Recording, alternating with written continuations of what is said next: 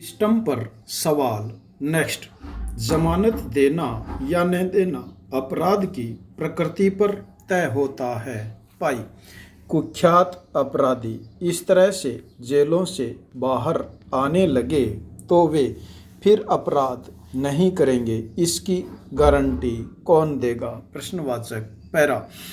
उत्तर प्रदेश के एनकाउंटर के मामले में सुनवाई के दौरान माननीय उच्चतम न्यायालय में प्रधान न्यायाधीश S.A. बोबड़े की तल्ख टिप्पणी को समूचे देश के संदर्भ में देखा जाना चाहिए। पाई। बोबड़े ने इस बात पर हैरानी जताई कि इतने केस होने के बावजूद विकास को जमानत मिल गई, यह समूचे सिस्टम की विफलता है। पाई। शीर्ष कोर्ट ने जब यह कहा कि जिस व्यक्ति को जेल की सलाखों के पीछे होना चाहिए उसे जमानत मिली, तो यह संकेत एक तरह से देश भर में कानून के उस राज की ओर भी है जिसमें संगीन अपराध करने वाले खुले घूमते दिखते हैं। पाई।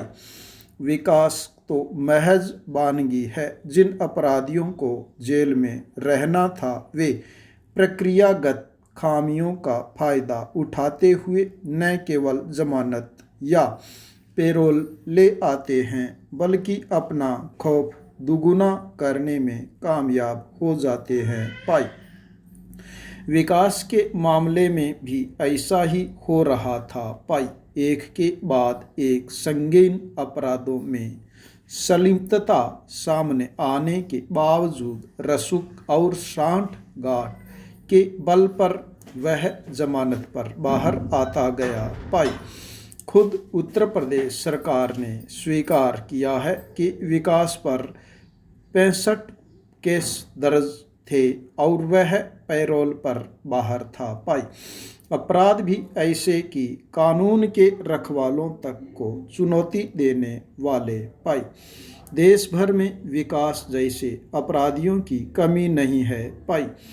पुलिस व अपराधियों का गठजोड़ भी ऐसे अपराध और अपराधियों को बढ़ावा देने से नहीं चूकता। पाई। ये रसूख और धन के बूते पर समूची प्रक्रिया को ठेंगा दिखाते नजर आते हैं। पाई। ऐसे में विकास दुबे के प्रकरण में सुप्रीम कोर्ट की हैरानी पर किसी को अचरज नहीं होना चाहिए। पाई। पैरा। दरअसल किसी भी अपराध के मामले में आरोपी की गिरफ्तारी भी इसलिए होती है कि वह खुद तो न्यायिक प्रक्रिया में अलग रखने की कोशिश न करे। पाई।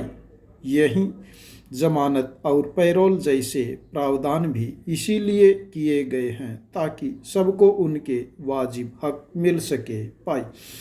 जमानत और पैरोल को अधिकार के रूप में नहीं माना जा सकता। पाई।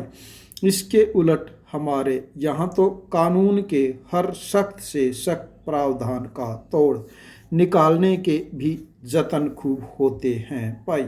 वाकई में जिन्हें जमानत मिलनी चाहिए वे तो पुलिस से लेकर अदालतों तक चक्कर लगाते रहते हैं और रसूखदार प्रक्रिया की खामियों के सहारे कानून के शिकंजे से दूर रहने में सफल हो जाते हैं। पाई।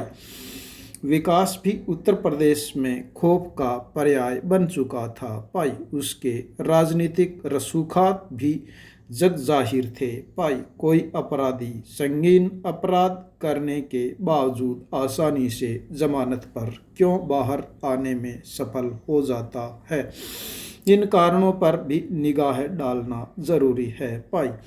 कई मर्तबा तो पुलिस भी अपराधी के खिलाफ समुचित तथ्य होने के बावजूद जानबूझकर इन्हें अदालत से छिपाने का प्रयास करती है। पाई। पुलिस व अपराधियों का ऐसा गठजोड़ ही माफिया राज को बढ़ावा देता है। पाई। जमानत देना या न देना अपराध की प्रकृति पर तय होता है। पाई। कुख्यात अपराधी इस तरह से जेलों से बाहर आने लगे तो वे फिर अपराध नहीं करेंगे, इसकी गारंटी कौन देगा भाई। पुलिस को अपनी कार्यशैली में बदलाव लाना होगा, तभी अपराधियों में भय, आमजन में विश्वास का ध्येय वाक्य सार्थक होगा भाई। नेता कुर्सी बचाने के लिए भागदौड़ कर रहे हैं भाई। 5 स्टार होटलों में ठहर कर मौज कर रहे हैं भाई। जनता चाहे भूख से मरे या कोरोना से भाई, इनको क्या परवाह है भाई। ये भूल गए कि जनता ही है जिसने अपने को वोट देकर इसीलिए भेजा है ताकि वे आमजन के हितों का ध्यान रख सके भाई। उसी जनता की खून पसीने की कमाई से ये सब जनमत का अपमान करते हुए अपनी कुर्सियां बचाने में लगे हैं भाई।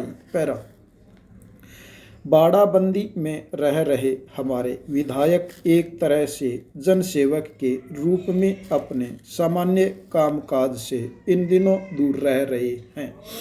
भला इन विधायकों ने कभी जनता की भलाई की भी नहीं होगी। इनका काम अक्सर से होता है भ्रष्टाचार करके पैसा कमाना, किसी गरीब कर्मचारी अधिकारी को वहां से स्थानांतरण कर बाहर भेज देना, किसी के गलत मुकदमा दर्ज करवा देना, किसी को सरेआम जनता के सामने डांट फटकार कर देना। ये हमारे इन एमएलए एमपी की मानसिकता में समावेश हो चुका है भाई। पैरा सरकार के कर्मचारी इस तरह से ड्यूटी पर नहीं आकर अपना विरोध करते हैं। जब काम नहीं तो वेतन नहीं का सिद्धांत लागू कर दिया जाता है भाई। सवाल यह है कि आखिर इन विधायकों को वेतन किस बात पर दिया जाए भाई। एक तरफ कोरोना संक्रमण का खतरा बढ़ता जा रहा है भाई, दूसरी ओर राजनेता अपनी कुर्सी बचाने में लगे हैं भाई। प्रलोभनों का दौर जारी है भाई, साथ ही अपने विरोधियों पर छीटाकाशी भी जारी है भाई। न तो नेताओं की जनता से किए वायदों को परवाह है और न ही इस बात की चिंता कि वे वोट मांगने किस मुँह से जाएंगे भाई। पैरा देश के कुछ हिस्सों में बाढ़ ने तबाही मचाई है भाई। प्राकृतिक आपदा यूँ तो कह रही है, लेकिन तबाही कम करने के इंतज़ाम तो किए ही जा सकते हैं भाई। इसके लिए हमें आपदा प्रबंधन की ओर ध्यान देना होगा भाई। अंधाधुंध विकास के नाम पर प्रकृति से हो रहे खिलवाड़ को भी रोकना होगा भाई। इसके लिए दूरगामी योजना बनाने की ज़रूरत है भाई। ऐसे आपदा में कोई भी अपना काम नहीं कर रहा है भाई।